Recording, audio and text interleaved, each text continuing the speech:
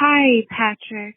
My name is Jillian, and I just want to send you a thank you note, I haven't made my way through your entire body of work yet because, thank God there's so much of it, but I really wanted to express anyways how glad I am that you're doing the work that you're doing. I came across your work a couple months ago. I kind of accidentally watched Bo Burnham's Inside, right when it came out. I didn't even know who he was. A friend of mine just had it on, and that kind of it just kind of triggered me to go down this rabbit hole of climate change, and I found out who Roger Hallam was and watched his video on young people facing extinction and things like that, and just, spent a week doing a really deep dive. And for a weekend or so, I was just in this state of shock where all I could do was sit in the house and cry about what the research showed and, the absolute horror of the facts that are in front of us. And your podcast ended up getting recommended to me on YouTube. It doesn't make anything better. And I still have, I have to compartmentalize sometimes, because how else could you go on? And when I say it doesn't make anything better, I just mean it doesn't, I don't want to say I don't want to downplay the severity of the problem by saying, oh, this podcast fixes everything or whatever, but it helps. I'm glad you're putting out this blueprint for a new way to be in the world. And I guess I just want to finish off what I had been saying, because it's hard enough to exist in this world as it is without considering the possibility of apocalypse. And I appreciate your contribution to the pile of blueprints for what the future might look like. And I want you to know that you've inspired me to see if I could, maybe cobble together a little something for myself to add to the blueprint pile. So thank you for that. And I wish wonderful things for you and your loved ones. Bye-bye. Hey, everybody. Thank you very much for tuning into this episode. Thank you, Jillian, for that really incredible message. It's been a while since I've played a Drop Me a Line call on the podcast. So to hear that from you, you had sent that to me several weeks ago, and I'm just now starting to release interviews again, new episodes since I finished my episode 300 series. So I had to hold off a bit to put this on the podcast, but that message was really so heartfelt. I don't know what else to say except that I'm really happy that you did find the podcast, and people find this podcast in all kinds of ways. And one of the most common ways that people find it is when they start to look into the subject around climate change and the implications of climate change. And what you said about helping to provide something of a blueprint, I think that's a good way to describe it. I'm just trying to gather conversations here so that when people are, I suppose, ready to have the conversations around the implications of global climate change, the environmental crisis, and all the other intersecting crises that come with that when they come to that they have a place to listen to others that understand on some level what is happening and can not only provide some context as to why that is happening, but how to, and I say this a lot, but how to be in this time. It's something that I think everyone that comes to this realization around this subject of what the implications are, of what the future holds on some level for all of us, we all wonder, what do we do right now, considering how far along we are in this process? That is a great part of what I do in this work. So Jillian, I hope you're doing well. If you're listening to this, thank you very much for the message. I'm really happy that you made those calls. You left 2 messages that I spliced together there. I just really want to thank you for that. And to anybody else that wants to do what Jillian did, which is leave a message that I can play on the podcast, or if you want to just leave it for me to listen to, please let me know in the message. But you can do that by calling the phone number 208-918-2837. Also, there is a link on my website, lastborninthewilderness.com. Also, down in the description of this episode, you can drop an audio file directly. There's a link to do that. All right, everybody, we're going to jump into this episode. Thank you so much for tuning in. I like to look at it as the state with a capital S being one system that includes government and includes capital. If you don't want to look at it that way, you can simply look at it as a sort of a symbiotic relationship, that the state and capital both need each other to survive. What I would assert is that if there was no such thing as the state, capitalism would have to invent it. And if there was no such thing as capital, the state would have to invent it. And of course, we've seen that in terms of the development of Marxist-Leninist states around the world, is that eventually they wind up creating something very, very similar to capitalism, if not identical, because in either case, the commonality, the thing that both capital and the state need is rapid economic growth, more and more rapid economic growth to assert their power, to deepen it, to broaden it. They have to keep growing to survive.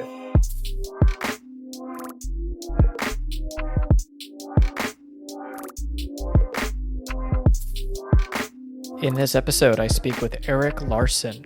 Erik is a journalist, activist, and the author of the book through AK Press, The Operating System and Anarchist Theory of the Modern State. He's also the author of The People's Pension and the Duty to Stand Aside, and his work has appeared in a wide variety of publications, including In These Times, The Nation, The Village Voice, Counterpunch, The Arkansas Review, and Z Magazine. And I just want to make a note here before we jump in. I mentioned this earlier with that Drop Me a Line call, that it had been a little while since I had released new interviews. I know I've released 2 new interviews more recently, but I just wanted to make a note of this because some of these interviews I'm going to be releasing over the next several weeks, I had recorded while I was producing my episode 300 series, which took longer than I wanted to complete, and I really wanted to finish that long series before I started releasing new episodes again. So some of these interviews I recorded several months ago, and it's actually quite a bit longer than I normally take to release interviews. So I recorded this interview, I believe, back in May, which, for Christ's sake, it's like September. So it took several months to get this thing out there. And so with this interview with Erik, as I mentioned, we discussed his most recent book, The Operating System. And that book is, as the subtitle suggests, an anarchist theory of the modern state. And when we talk about the modern state, we talk about the capital S state. So we think of nation states. Of course, we have the apparatus of the state, which encompasses more than just these individual states. It's the whole operating system in which these things function under. And the logic of how we deal with crises, of the COVID-19 pandemic, or climate change, or income inequality, housing crises. I mean, all the various crises that we're dealing with is often looked through the lens of the state, which also includes capitalism, development, all of these different things that fall under the operating system, to use his word, to use his term, of the state. And so we're going to talk about that and have Erik define what he means by the operating system and the state, the capital S state. And also how anarchism as a political, social, economic framework of theory and practice in the modern era, in the contemporary 21st century time that we are living in, can provide a thorough and adequate critique of how the state deals with crisis, how it organizes itself around these crises, and how we as individuals that operate under the state, the capital S state, and also the states that exist within that, right? How we as individuals often have our way of looking at these problems impoverished due to the way the state operates and propagates itself through propaganda, through the narrowing of our imaginations, etc., right? So what I wrote here for this was, anarchism presents a unique challenge to state power, since it emerged as a coherent political and social movement in the 18th and 19th centuries. Anarchists of various stripes and creeds have pointed to the illegitimate power the state holds and the role it has played in the dominance of capital in forming and shaping the trajectory of human societies up to the present day. What would a contemporary critique of the state look like through an anarchist lens? The state, like so much since the dawn of the 21st century, has had to adapt itself to the crises of the times we live in, from climate disruption, economic expansion and contraction, and the COVID-19 pandemic. We can then ask, has the state been up to the task, or instead has it only further exacerbated the conditions we live within? How can anarchism present a necessary counter to the overbearing power of the state in our modern moment? Okay, so that gives you a pretty fair rundown of what we discuss in this interview with Eric. I really appreciated this interview. I think it took too long for me to get this interview out, but it is very relevant, especially now that we are in the midst of all of these very pressing crises. So I'd really recommend that people go check out Eric's book, The Operating System, published through AK Press. I'll be putting a link to that in the description. I really recommend, if you want to buy it online, you can of course go to AK Press. I'll provide a link to that, and also a link to the bookshop.org link so you can buy it through them. It's a better option than buying it through Amazon, in my opinion. You're supporting independent booksellers that way. And if you would like to learn more about this podcast and my work, you can go to my website, lastborninthewilderness.com. Everything you need to know will be there. Please consider subscribing to this podcast, sharing it, etc. That'd be very, very helpful. I also forget to say, but if you are someone that listens to this podcast on iTunes or Apple Podcasts, I guess is what it's called now, consider leaving a review. That would actually be really helpful in getting the podcast out there to a wider audience. If you would like to directly support my work, keep me going financially, I would really appreciate if you donated through PayPal or Venmo.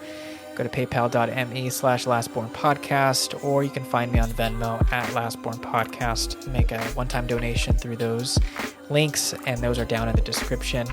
If you want to support this work on a monthly or yearly basis, you can do that through Patreon. Go to patreon.com/lastborninthewilderness, and you will gain early access to these interviews before I release them, and you will gain some other exclusive content there as well. Okay, everybody, thank you so much for your support. Thank you for listening. And without any further delay, here is my interview with Eric Larson.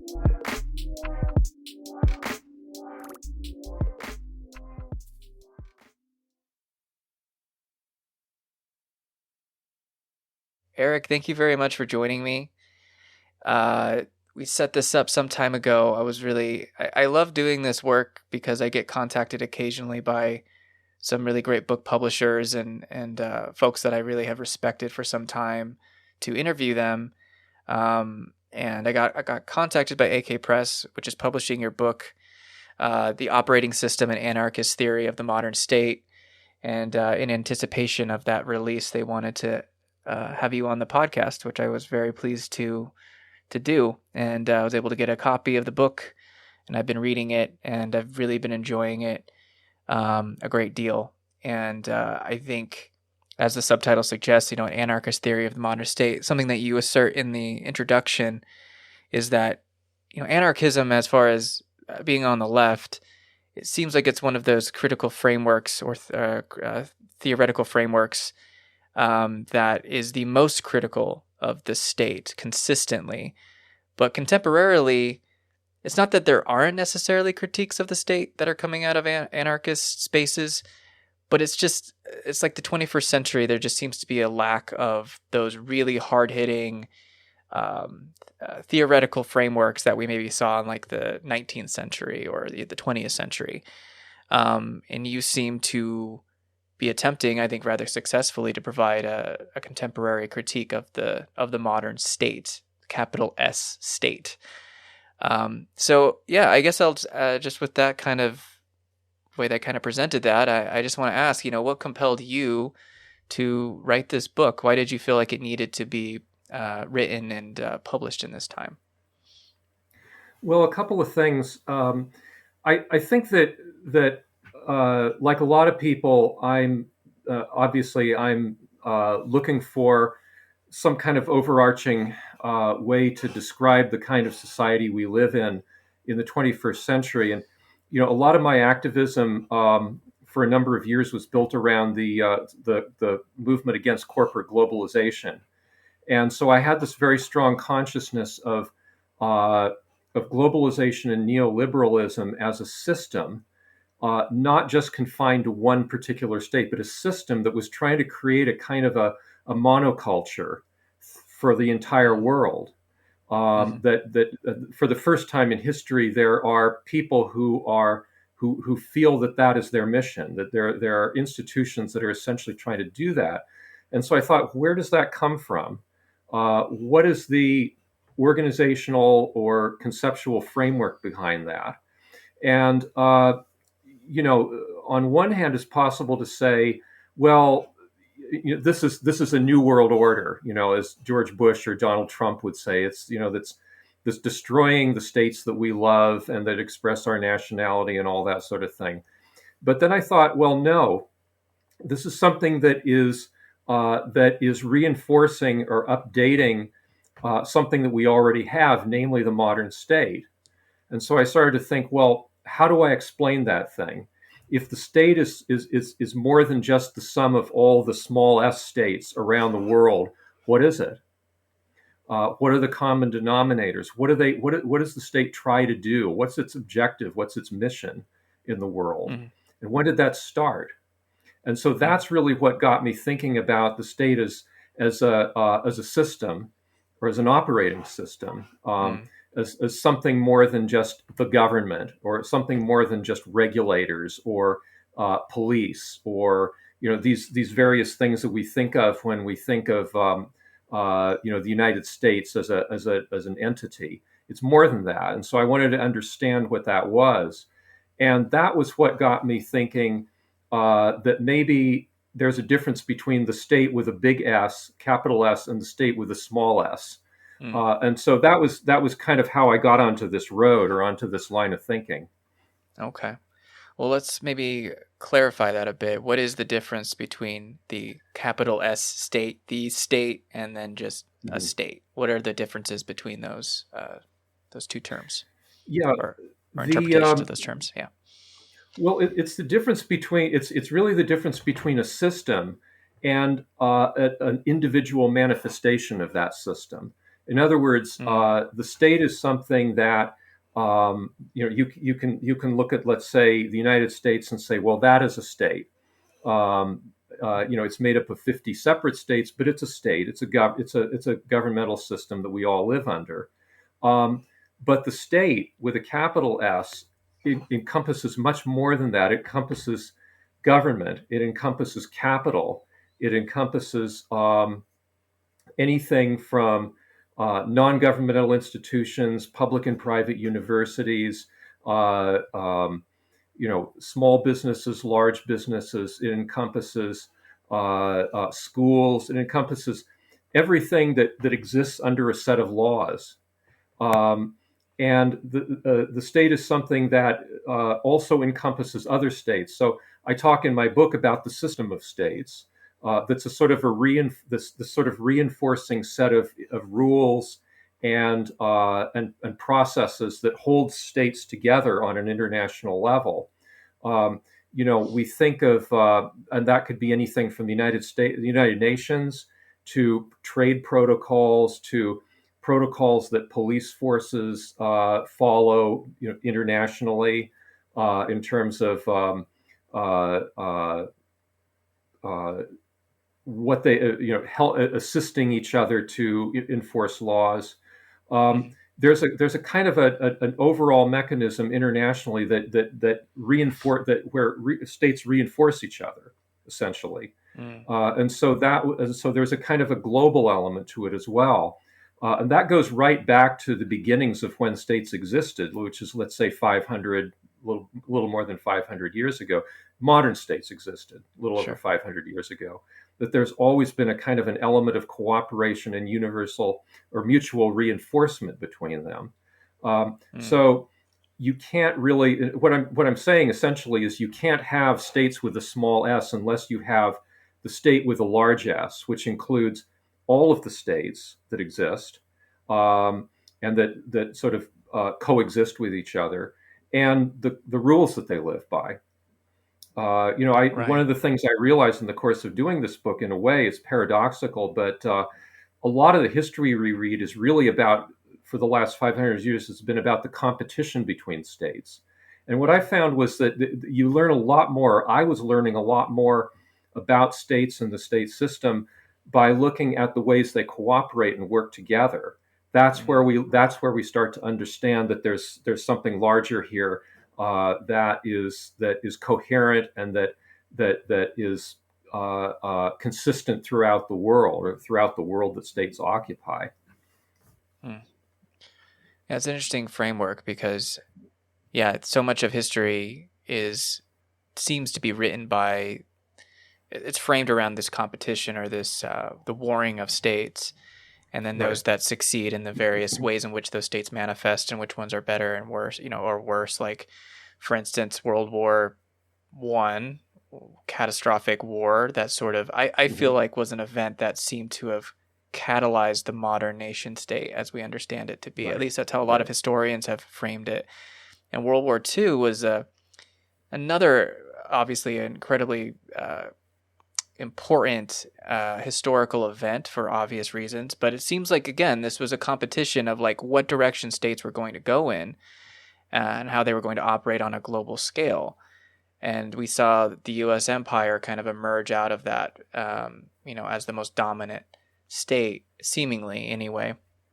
Mhm. But it seems like whenever these major events were happening, anarchists, at least like during World War I, I mean, they were some of the most vocal opponents, not just of the war itself, but just the concept of the state and how it operated. I think about like during World War I, when Emma Goldman and Alexander Berkman, these like very well-known anarchists, were expelled from the United States for agitating, and then went to the Soviet Union. And then once they saw the Soviet Union was being constructed, they were like, well, I think the state is the problem here still, Right. right? Right. So, that was the 20th century. So I guess I'm curious now how anarchism can still, because again, as you mentioned, this big S state, which is so global and so encompassing. Like, I don't know if there's any territory on the planet that doesn't fall under some jurisdiction of some state at this point. Right. Right. And it feels so pervasive. Like, I imagine if you were critiquing and fighting against the state as an anarchist in the early 20th century, there was some space that you feel like you had where you could still like contend with it. And I don't know, it's like, I don't want to sound hopeless or anything. I'm not trying to do that at all. But like today, the state feels so pervasive and has intruded into so many aspects of our lives. It's like trying to imagine something outside of that seems not futile, but it's like really hard to do. Yeah. Yeah. So how can anarchism as a theoretical and as a practice, I mean, it's not just about theory, it's about practice, provide an adequate critique of the contemporary state? Well, anarchism starts from a very useful point, if we want to explore the world this way, because it's the only ideology, or sort of framework that does not take the state for granted. It says, look, the state is like anything else. We can look at it. We can assess whether it's a good thing or a bad thing. We can decide whether it's something we want to continue with or get rid of. There is no other sort of framework of political theory that looks at the state as anything other than something that we have and we just have to accept. That's the basis of all of them, including basic. I mean, Marxism is a little ambivalent often about the state, but that's still essentially the same position that Marxists take, is that the state is something, it's just there. It's just something that we have to accept. And it's interesting. There's a point you made just a couple of minutes ago that's really valuable, which is that World War I as a kind of a benchmark for catalyzing the modern state. Now, I define the modern state a little differently, and I think of it as starting around 500 something years ago. Mm-hmm. But you're right in the sense that if you look back to 100 years ago, or 110 or 10 or 20 years ago, there were large portions of the world still that were not administered by states at all.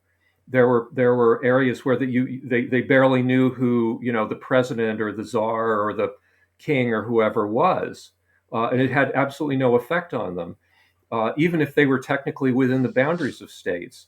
That is not the case anymore, right? We're down to a period now where we have indigenous populations in the Amazon, for example, who their very existence is threatened. I mean, they may not exist in a few decades from now.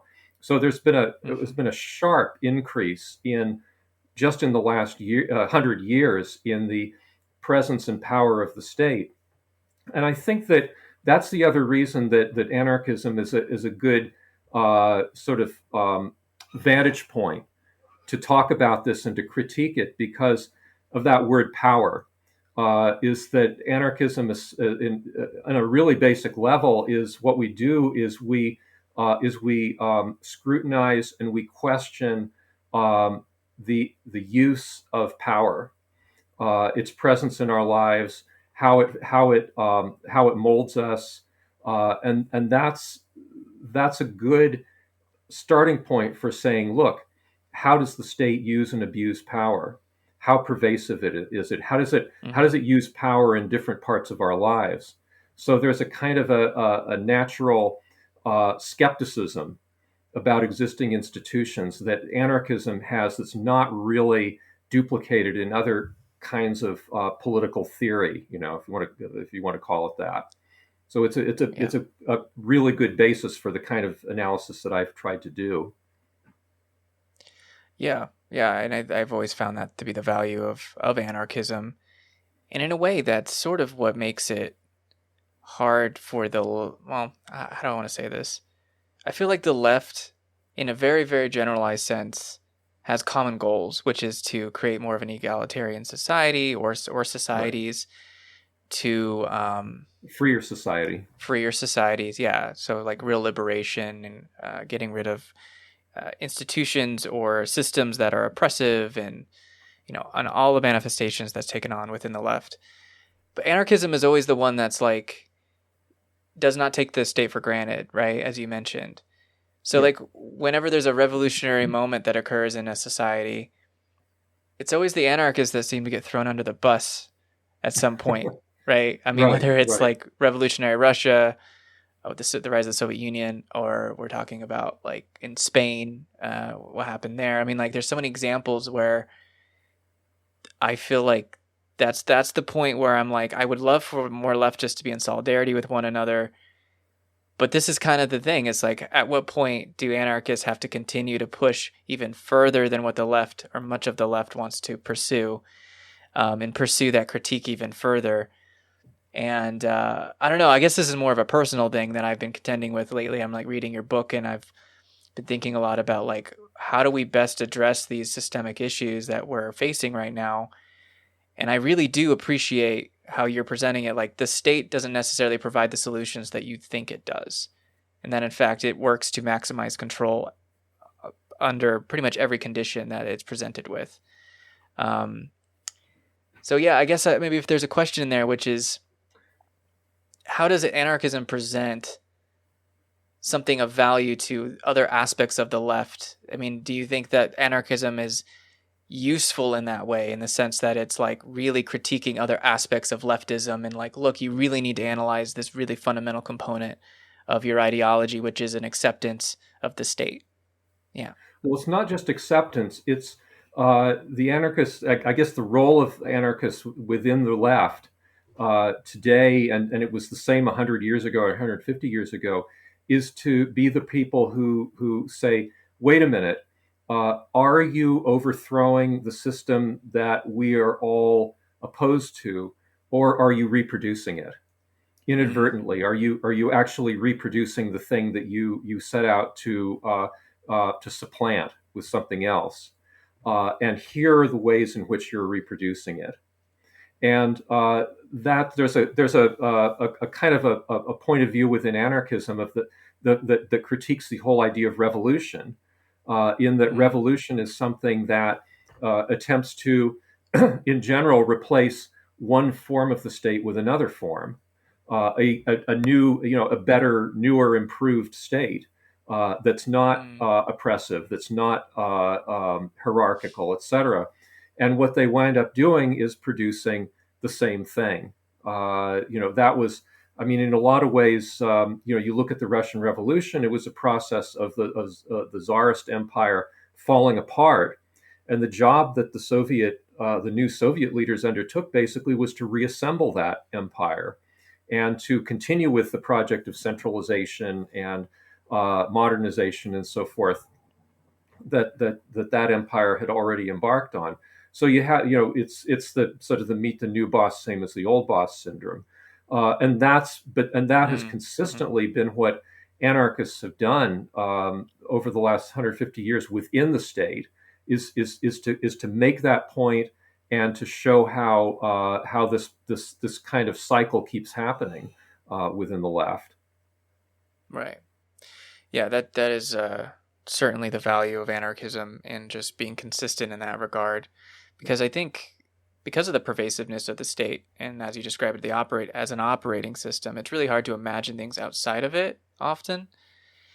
And I think that's where anarchism can really step in to help present alternatives and reimagine something that's not the state, you know.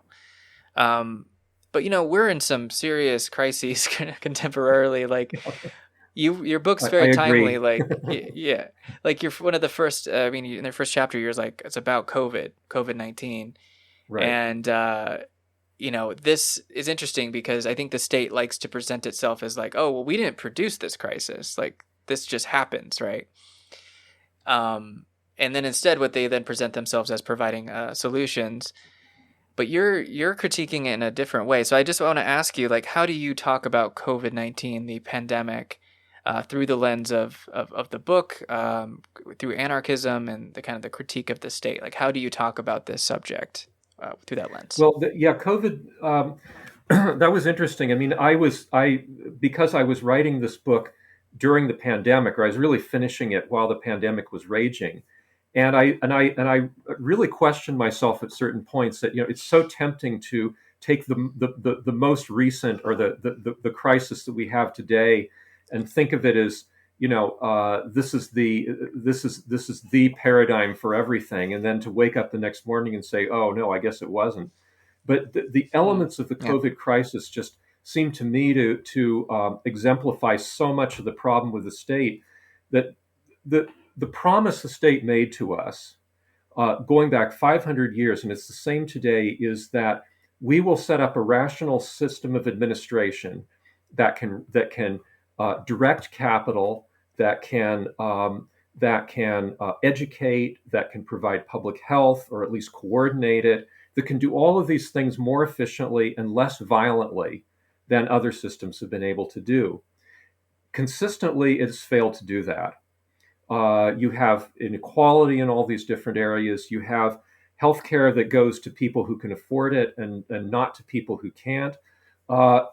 And in terms of, and let me back up a second, because part of my understanding of the state is that it's essentially an economic entity. The state is something that's set up to promote rapid economic growth. And it does that because that generates more wealth, which allows the state to reproduce itself, to deepen its control, to spread its control geographically, and so forth.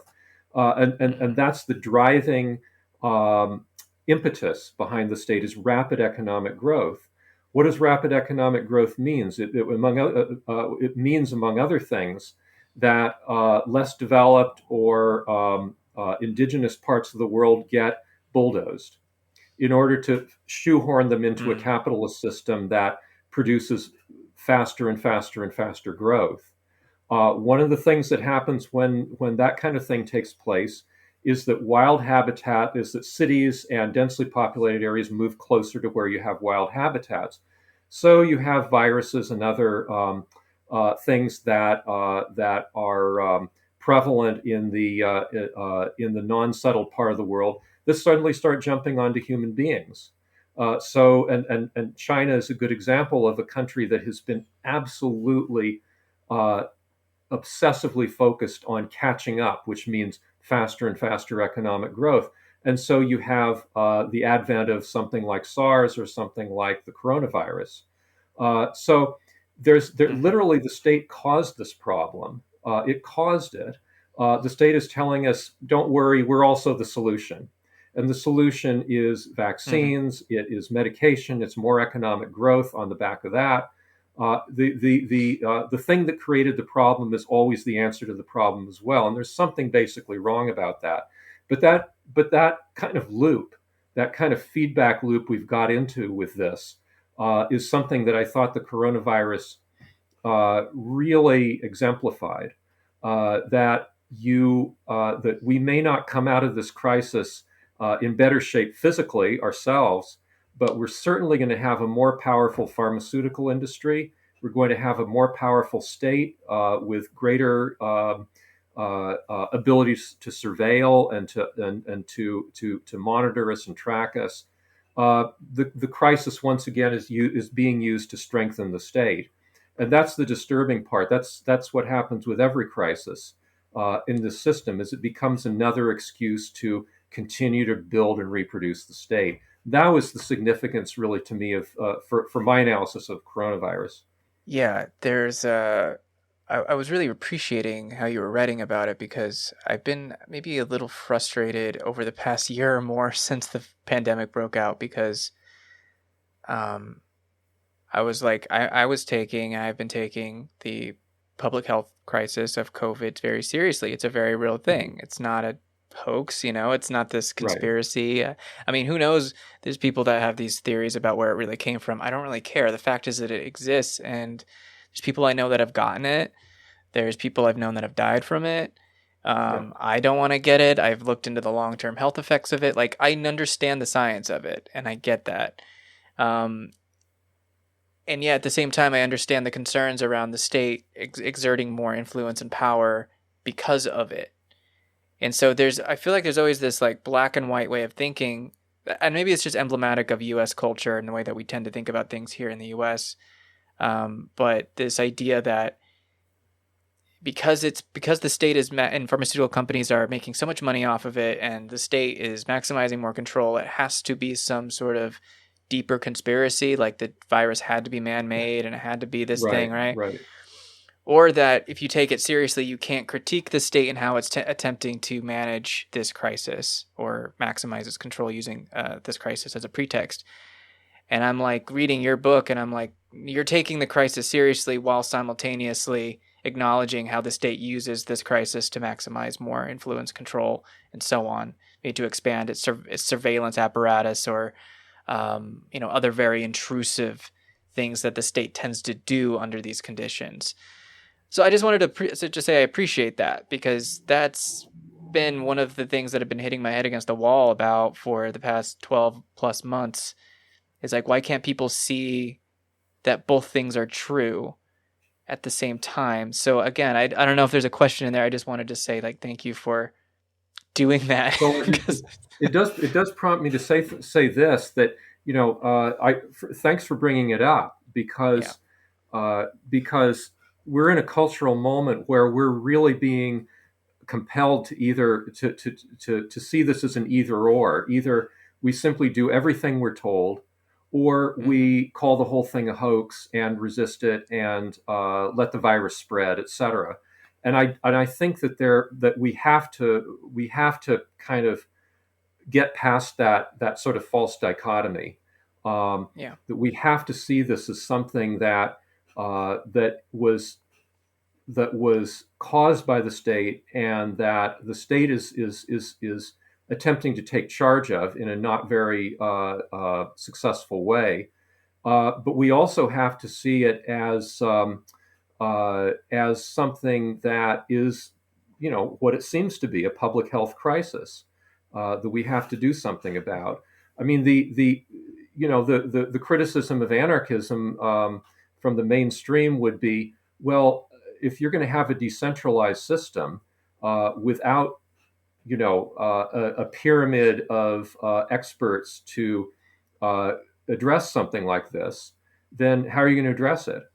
And Hmm. I think I'm trying to say in that first chapter of the book is that, well, actually, this very centralized, rigid system that the state has developed for dealing with things like pandemics hasn't been working, that it has all kinds of problems of its own, and that actually a more cooperative system would work better. I mean, part of the frustration that people have on the left have had with the response to coronavirus is that this would have been a perfect opportunity to essentially get everybody together, all the experts and so forth together to work with, let's say, the World Health Organization to come up with a unified set of solutions. I mean, that's how the Human Genome Project worked. Essentially, it was a cooperative effort by scientists all over the world. Um, why was that not done this time? Well, one reason was because a lot of people thought they could make some money on it, and a lot of governments thought this was a way that we can assert tighter control over our population. There's something uh, really fundamentally wrong with the incentives that the state and that individual states have in situations like this that we need to come to grips with, and that's I think an essential part of the anarchist critique of this whole effort. Yeah, there was something interesting in that chapter as well, where I think you may have alluded to it there, but that there were a lot of protocols and things set up to deal with because they knew these people, I guess experts or technocrats, understood that there was going to be a pandemic at some point. It's just sort Mhm. of an inevitability. It's more of a matter of when, not if. So then under Trump, it seems like that task force or those things that were constructed to help plan for those things was dismantled. Right. So we could easily just say that was a Trump thing, but it really, you could argue as well that there were other interests at play, like instead of dealing, because you talked about something that happened back in, I think, the 1970s, where they were discussing the potential for pandemics and how we should maybe have states emphasize preventative, like kind of forms of healthcare. So let's make sure that the Sure. populations are healthy. Let's make sure that we don't do certain things to create the possibility of a pandemic occurring. But then the US and other states were like, no, that's not really in our interest to do that.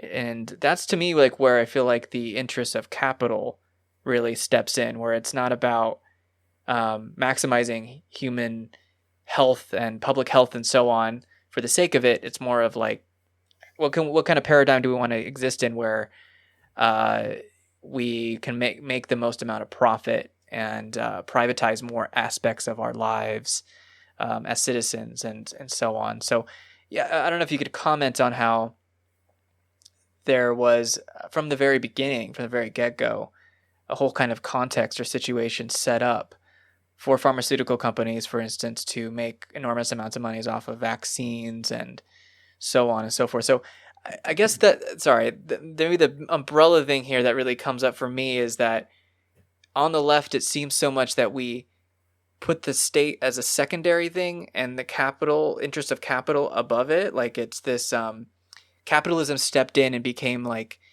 everything became about corporate interests. And if only we can take corporate interests out of the state, then somehow we'll just like get back to a rational system or something.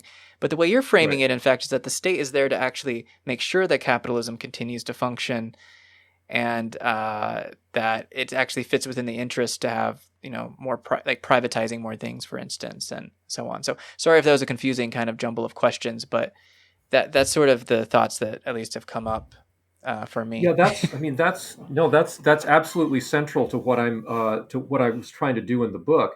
Is to point out that capital and the state are. I mean, I like to look at it as the state with a capital S being one system that includes government and includes capital. If you don't want to look at it that way, you can simply look at it as a sort of a symbiotic relationship that the state and capital both need each other to survive. What I would assert is that if there was no such thing as the state, capitalism would have to invent it. And if there was no such thing as capital, the state would have to invent it. And of course, we've seen that in terms of the development of Marxist Leninist states around the world, is that eventually they wind up creating something very, very similar to capitalism, if not identical. because Mm-hmm. in either case, the commonality, the thing that both capital and the state need, is rapid economic growth, more and more rapid economic growth to assert their power, to deepen it, to broaden it. They have to keep growing to survive, and capital cannot do that unless it has the structure and the stability and the system of laws that the state uses to reinforce it. The state couldn't achieve economic growth if it didn't have the tools of capital to sort of multiply the money supply, allocate investment in different areas, control a currency, and so forth. They both absolutely need each other, and you can't have one. You can't have one without the other. Yeah. Well, this to me, when you say all these things, and I was thinking this when I was reading your book as well, which is that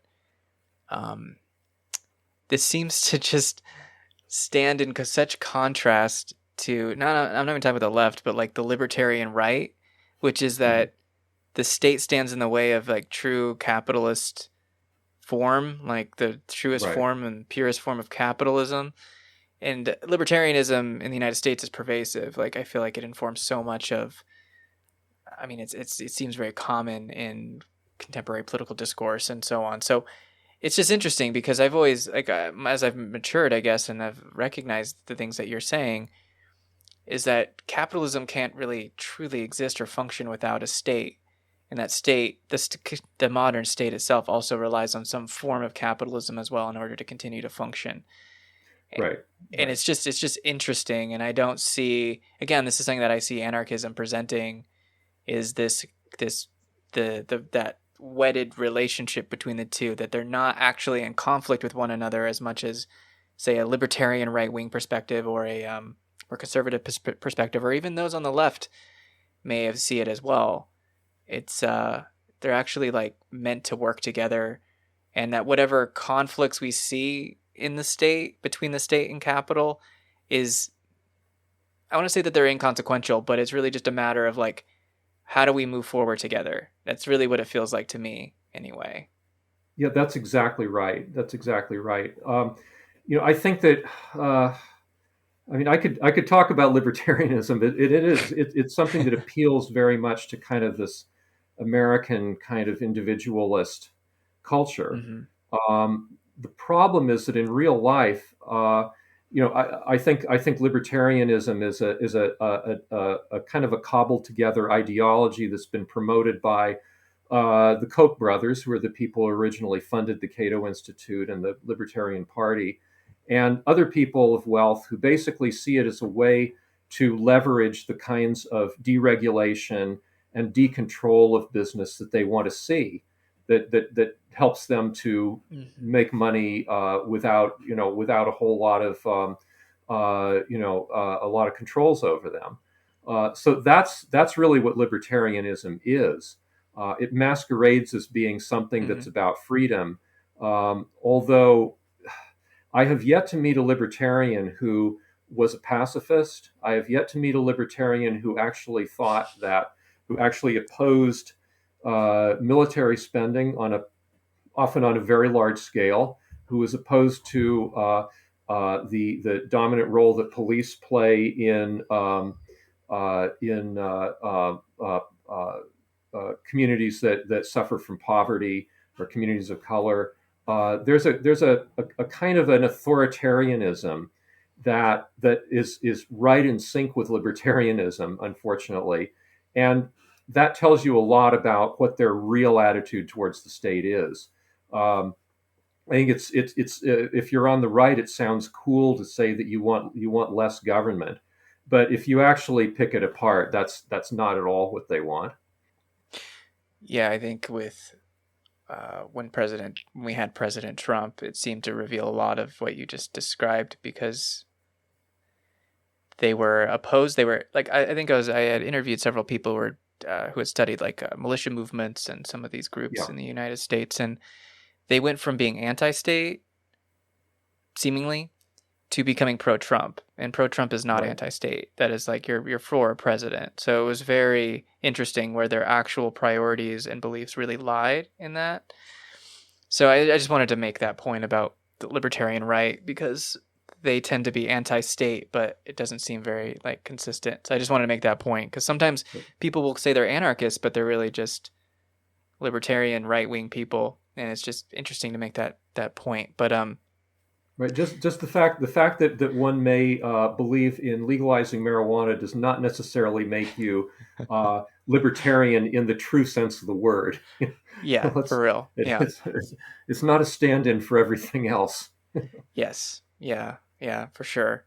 Well, I do want to ask this question, which is, and this is something you also assert, you bring up in your book, which is that there was a time when the state seemed to be able to provide solutions or progress. Like I think of like the New Deal under Sure. FDR, and probably some other stuff that came up around this time where there was a Great massive amounts, society. yeah, like massive amounts of government spending and social programs and all of these things. But those days are gone. Like we're not going to have that ever again. And one could argue that that wasn't really as much of a solution as we may have thought it was.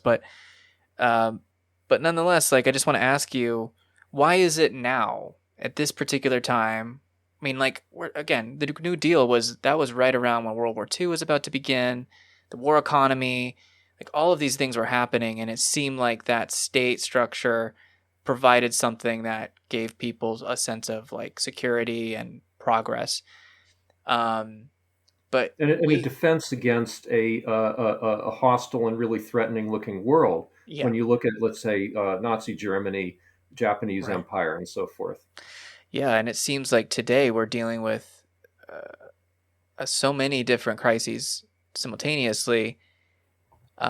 Why is it today that the state just seems like today like more and more people are just falling out of favor with the state? They just seem to be more critical of it, more hostile towards it openly than ever Yeah. before. What do you think that is? Why is that happening now more than say 50, 60, 70, 80 or 100 years ago? Well, it goes back, I think, to a lot of the failures the really conspicuous failures of the state over the last 50 or 60 years, starting, for example, with Vietnam. I mean, Vietnam that war was something that was started by liberal Democrats. Mm, They more or less were the ones who initiated it, even though it ended with the Nixon administration trying to shore it up. That there was a failure there. At the same time, I think the civil rights movement was in. We're talking about the United States now, I guess. Um, the sure. the civil rights movement had some amazing victories in its first 10 or 15 years. After that, there was a real reaction against it, and not much effort by the government to defend the gains that were made. And we see that now with the restrictive election laws, which are pretty obviously being put in place to keep people of color from voting.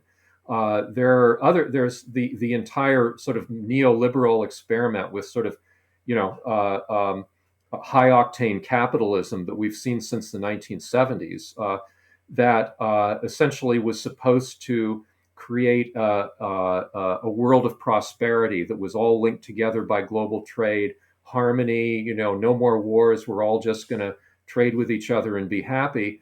And that turned out to be a false promise as well. And I think that even if people don't articulate it quite that way, there is a sense that the system that's been put in place has not lived up to its promises, has resulted in worse conditions, has made us more economically precarious, uh, and that has become increasingly secretive and withdrawn from us. The Washington Mm, political class has very, very little in common with the rest of the country, and it acts that way. And so there's a mm, kind of a there's been a kind of these multiple disappointments which we've had going back several decades now, that are part of the world we grow up in, that I think gives us a lot more kind of innate skepticism about this whole system. yeah. Yeah, definitely.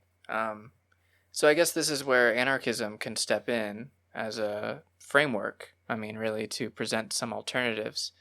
And I think that that's the difficulty is that um, providing alternatives means like presenting an actual functioning model. And I think that where it Right. ties into your idea of the operating system, which is that really a lot of this is just a narrowing of imagination, because we talked about how pervasive the state is now, how it seems to encapsulate the entire planet at this point. And so trying to imagine pockets or spaces that exist outside of the state structure is, again, that's where anarchism can really step in. But like how do you imagine that? How do you imagine anarchism, not just as a critique, which is a very important step, but also being able to adequately present livable material spaces for, something that exists outside of a state? I mean, how do you imagine that? Like, what are some of the references maybe you have for that?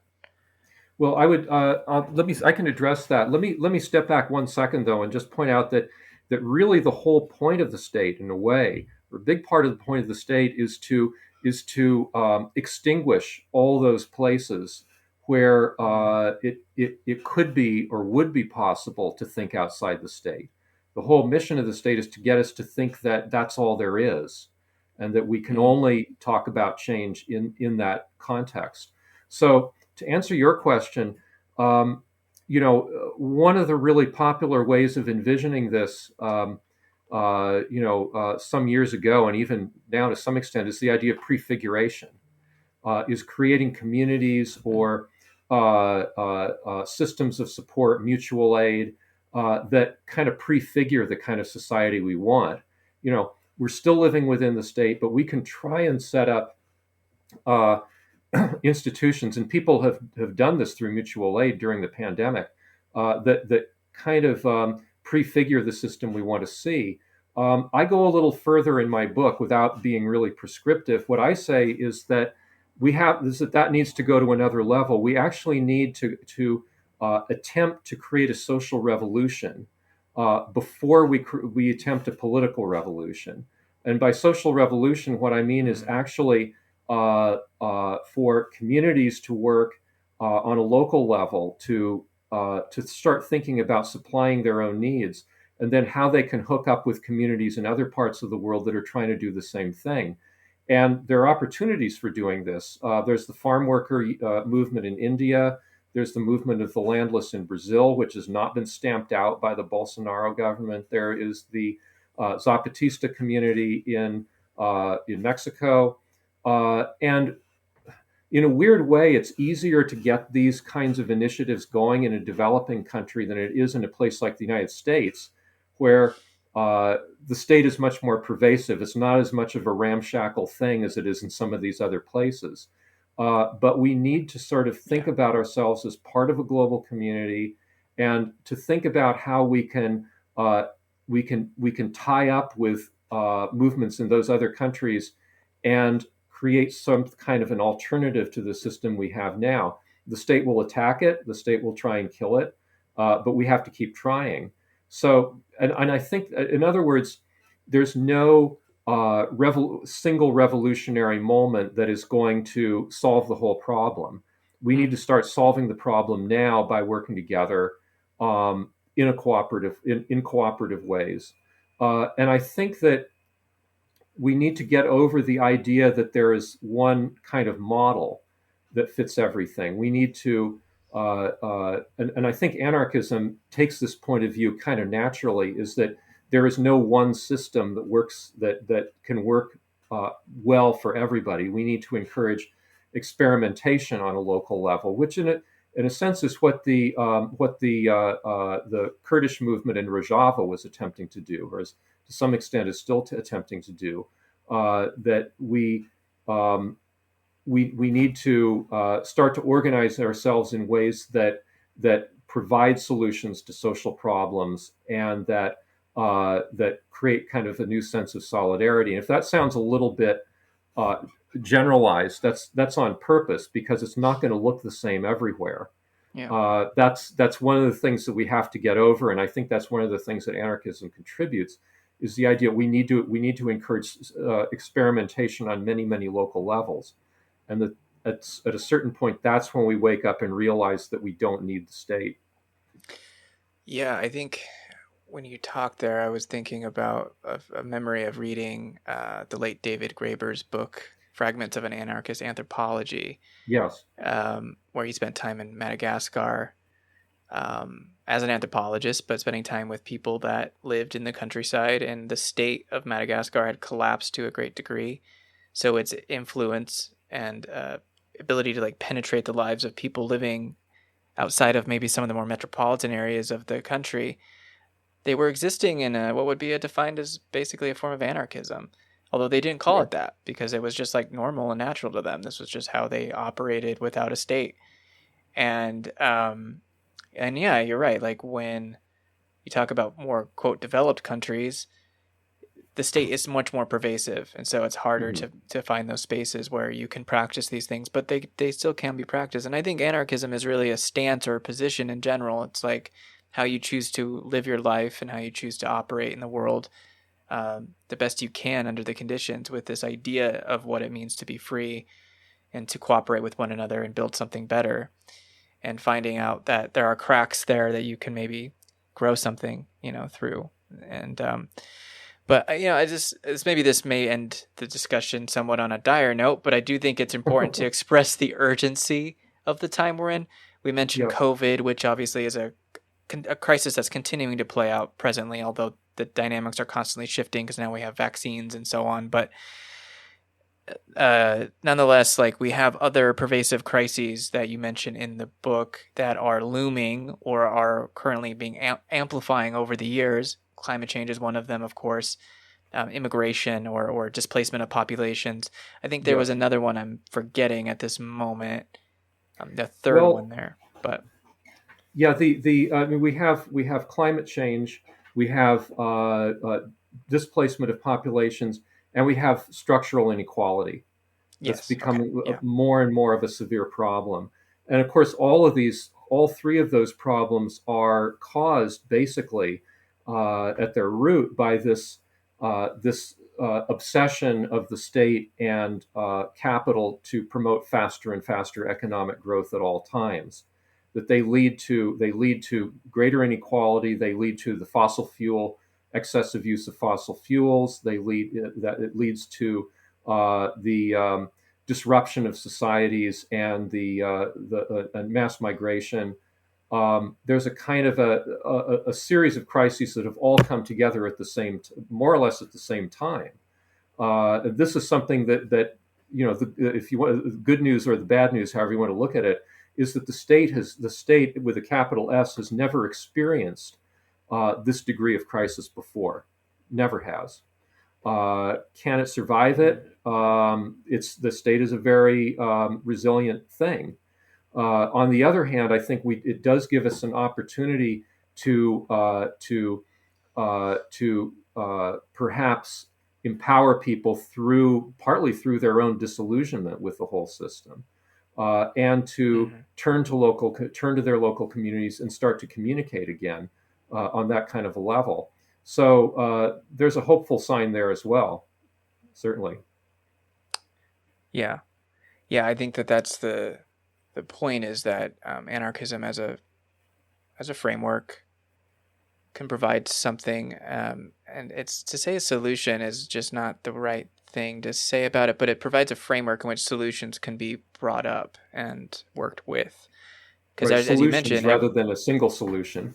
exactly, because there's going to be every place is going to require different things, different structures, different forms of experimentation, and so on.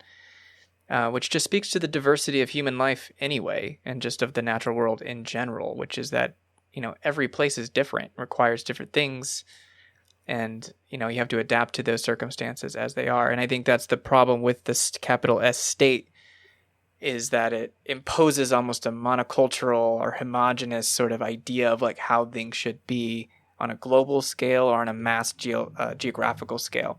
And that's Right. the problem with it, is like, you can't expect to live the same way here in where I'm at in southern Idaho or wherever, I'm not sure where you're at exactly, but wherever you're living.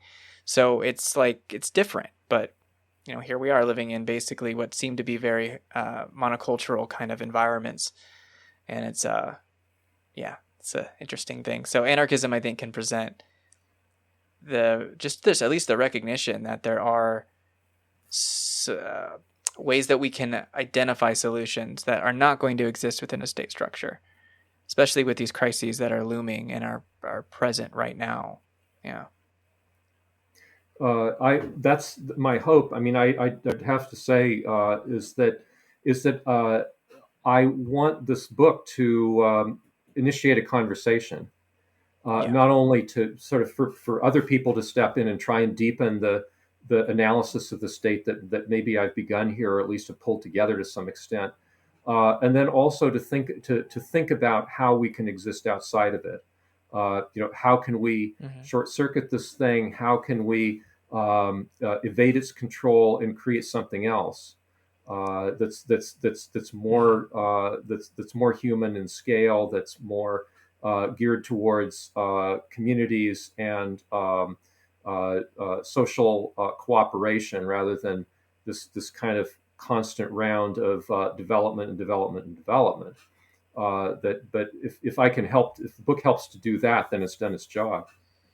I think it will. I mean, I think it's very well done. I think it's very well written. I think it's very well thought out, and I think it's necessary that we have this discussion now more than ever. And I think, yeah, I mean, there's so many directions that collectively we could go in, and I think having your ideas and the ideas you present in the book a part of the discourse is going to, I hope at least, maybe pull at least some pockets of the population in certain directions that are more positive, or at least can help build more resiliency, in light of these crises that we're going to experience. Like, I think that there's a real, very sober look at that in the book, which is like, these are things are going to happen on some level. Like, climate change is happening, population displacement is happening, inequality that's been with us forever. It's only getting worse. What do we do about that? How do we prepare for that? And so I appreciate that, because I think often we can easily get back into this sort of state structured thinking, almost, that there's going to be solutions presented through these institutions when they have obviously been the ones to generate the problem and they're not going to be able to fix it. So yeah, I just I appreciate your perspective in all of this. Well, we've been talking for about an hour, and I just want to say, like, I really appreciate this discussion with you, Eric. It's been I've been really looking forward to talking to you since getting into your book, and your book is being published through AK Press. We discussed this before we started recording. It's officially been published. It was published on the 4th of May, but due to just, I mean, this is pervasive across the publishing industry in general, which is just issues with printing delays and so on. So it's no one's fault, but it's just, I think you said that it should be available for purchase and shipping and all of that by the 20th of May. Yeah, it's they're still taking pre-orders, and we're looking at everybody having books in their hands by about the 20th. So the paper supply willing, you'll get your book. Yeah, right. Yeah, I had a similar issue. I published a book last year, and it was a similar thing. So it's just a thing now, I think, with the book publishing industry. But anyway, Eric, yeah, I'll be sure to link people to the book. And is there any other resources you'd like to direct people towards? That's probably you caught me off guard with that one. Sorry. I could give you a list, but let's start with that. Let's start with AK Press and with a certain online book selling behemoth that we all know the name of. Yeah. Well, you know what I've started doing is actually directing people towards bookshop.org if they want to buy online books, because at least it supports booksellers, more independent booksellers online. Yeah. So it's a good alternative to the giant behemoth you mentioned. Obviously, you can purchase it through that. I understand if that's your best option. I get the struggle of that. But yeah, I would probably just recommend people check your book out either by going through AK Press directly or through bookshop.org. And I'll provide a link to the bookshop link in the description and the AK Press link in the description as well. Eric, thank you so much for your work, and thank you for the time. Appreciate it. Thanks a lot, Patrick. Pleasure to talk to you. Hey everybody, thank you so much for listening to this episode of Last Born in the Wilderness. If you would like to learn more about my work, you can go to my website, lastborninthewilderness.com. Everything you need to know will be there. If you would like to support my work, there are a few ways to do that. The first thing you can do, of course, is subscribe to this podcast. This podcast is on numerous platforms, so wherever you listen to podcasts, it should be there. So consider subscribing. And if you would like to support this work monetarily, there are a few ways to do that. The first is through a one-time donation through PayPal and Venmo. Go to paypal.me/lastbornpodcast. Or you can find me on Venmo at lastbornpodcast. And if you would like to support my work on a regular basis, on a monthly or yearly basis, you can do that through Patreon. Go to patreon.com/lastborninthewilderness. And if you support my work there, you will gain early access to these interviews before I release them publicly. You will find other exclusive content there as well. So to everyone that is a supporter of my podcast, however you choose to do that, thank you very, very much. If you would like to leave an audio message that can be featured on the podcast, you can do that through two means. You can call the phone number 208-918-2837 and leave a message up to 3 minutes long. Please let me know what your intention is with the message so that I can then choose to feature it or not feature it on the podcast. If you would like to also just go to my website, lastborninthewilderness.com, you'll find a link at the top of the page that'll let you drop an audio file if that is preferable. And that is it, everybody. Thank you so much again for listening to this episode of Last Born in the Wilderness. Have a great week.